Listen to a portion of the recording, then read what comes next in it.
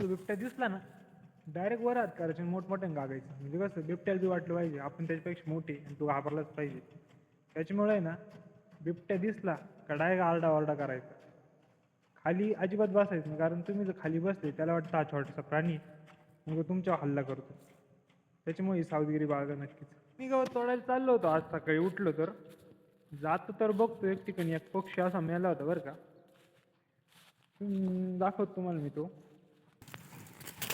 गहू हरभरा ज्वारी पेरायची होती आज, त्याच्यामुळे ट्रॅक्टर आला होता पेरायला, तर ट्रॅक्टरवाल्यासोबत गेलो होतो मी. ट्रॅक्टरवाल्याने पण आपल्याला दमून टाकलं होतं, कारण प्रत्येक गारक्याला त्याच्या मागं चालायला लागत होतं. बी पडतं का नाही ते पाहायला फार जाम होऊन गेलो होतं. इकडे लग्नाला पण जायचं होतं आज आपल्याला.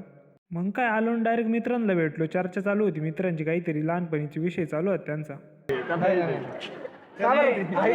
शाळेमध्ये हे खेळायचे का गडापुचकी खेळायचे? गडापुचकी कधी खेळायचे? अरे गडापुचकी कधी खेळायचे? इकडे तिकडे हिंडून हिंडून पार पोटाला भूक लागली. म्हटलं आता पहिले जेवण करून घेऊ. एवढं बोलून मी माझे 2 शब्द संपवतो आणि ब्लॉग कसा वाटला ते कमेंट करून नका सांगू, पण फॉलो करून घ्या पहिले आता.